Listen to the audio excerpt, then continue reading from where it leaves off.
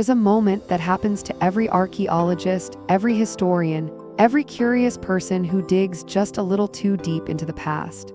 It is the moment you realize that the story you were told about human progress is missing entire chapters.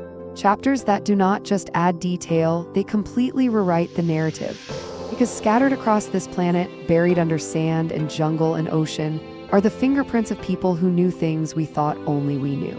Technology so precise, so sophisticated, so ahead of their supposed moment in time that scientists and engineers today still cannot fully explain how they were built or why they disappeared. This is not about fantasy. This is about real human ingenuity that blinked out of existence, only to be stumbled upon again centuries or millennia later.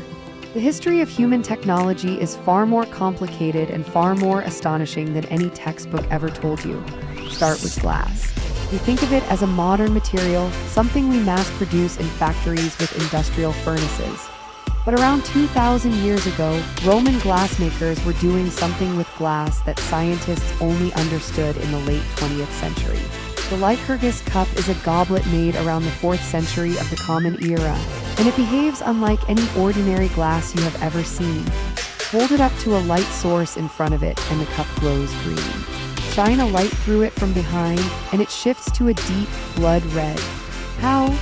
Scientists who examined it under an electron microscope found that the glass had been infused with particles of gold and silver ground down to a size of about 50 nanometers. That is 50 billionths of a meter. The ancient craftsmen who made this cup were working with nanotechnology. They did not have the word for it. They did not have the science to explain it. But they clearly knew exactly what they were doing, because that level of precision cannot happen by accident. Modern engineers only figured out how to reliably replicate the effect in the 1980s. We are talking about a gap of roughly 1,600 years between the original invention and our ability to understand it.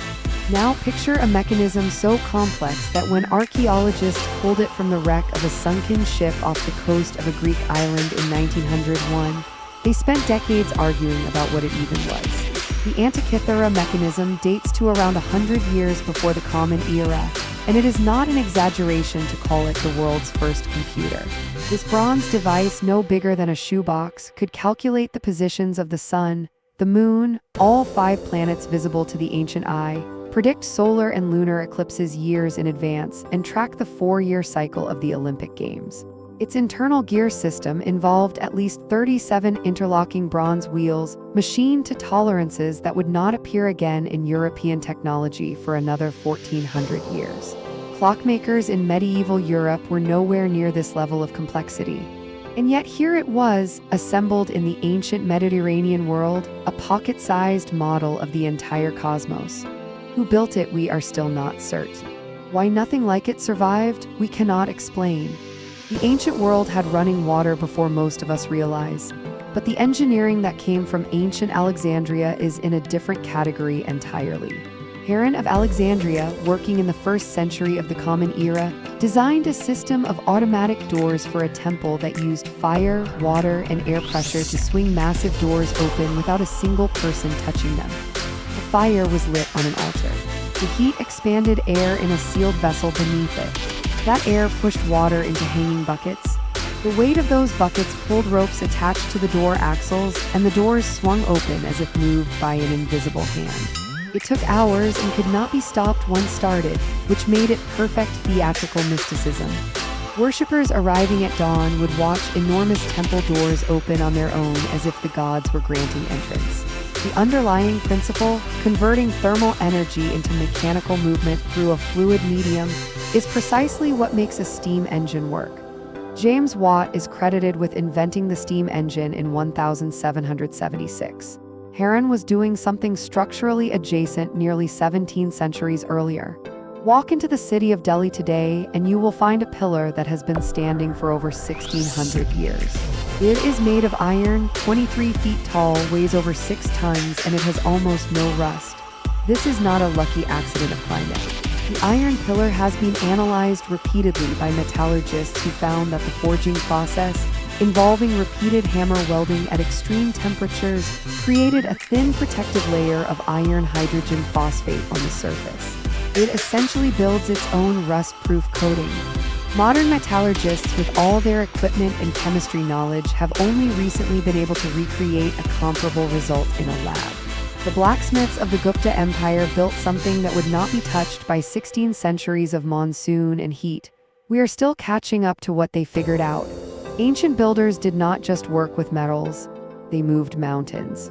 And nowhere is this more jaw-dropping than in the city of Baalbek in what is now Lebanon. The Temple of Jupiter sits on a foundation that includes stones so massive they make the blocks of the Egyptian pyramids look modest. 3 of the foundation stones each weigh around 800 tons.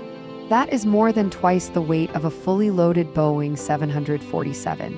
In a nearby quarry, archaeologists found a block that was never fully separated from the bedrock, and it weighs over 1,000 tons. No one has yet built a machine capable of moving it. No crane in common operation today could lift it. And yet the people who built Baalbek not only moved stones of this scale, they lifted them and stacked them with near-perfect horizontal alignment. The columns above this foundation were themselves enormous, each section weighing around 80 tons, and the lead cores running through them suggest a sophisticated understanding of structural reinforcement. Ancient engineers at Baalbek were solving problems in materials science and logistics that would be genuinely challenging for a modern construction firm with GPS and hydraulic cranes. In the mountains of Bolivia, at nearly 13,000 feet, sits a site called Puma Punku. The stone blocks here are not just large, they are machined. Cuts are perfectly straight, angles exact, and the fit between adjacent blocks is so tight that a blade of grass cannot slide between them. Some blocks have interlocking H-shaped cuts that connect in 3 dimensions. The nearest source of the heaviest stones was over 60 miles away across terrain with no trees for rollers, and the culture that built it, according to conventional archaeology, had no wheeled vehicles. What makes Puma Punku so persistently baffling is the finish. These surfaces look like they were produced with a milling machine. The precision has no clear analog in the tools believed to be available at the time, and no single theory has satisfied engineers or archaeologists. Perhaps the most poetic of all these lost technologies is the one that governed the sea. The Lighthouse of Alexandria stood for over 1,600 years as one of the tallest structures on the planet, reaching around 330 feet above the harbor at Pharos. A fire burned at the top, its light amplified by a massive polished bronze mirror, visible from 30 miles out at sea. Earthquakes in the 14th century brought it down, scattering its colossal stones across the seabed. In 2025, a joint Egyptian and French team raised 22 of those original blocks from the sea floor, some weighing 70 to 80 tons. Each one is being scanned in 3 dimensions to reconstruct a digital model, allowing future visitors to walk through it in virtual reality exactly as it was. An ancient wonder that fell 1,400 years ago may soon be experienced again because of a laser scanner and a computer. The tools change. The human desire to preserve and understand does not. What ties all of these things together is not mystery for its own sake. It is the recognition that human beings have always been trying to solve the same problems. How do you move enormous weight with limited power? How do you preserve things against time and weather? How do you read the sky and the sea well enough to navigate and survive? How do you build something beautiful and meaningful that will outlast you? These ancient engineers answered those questions brilliantly, in some cases in ways we have not matched since. The technologies they developed were not primitive experiments on the way to something better. In many cases, they were genuinely better, or different enough that their loss set civilization back by centuries. What else is still out there, buried and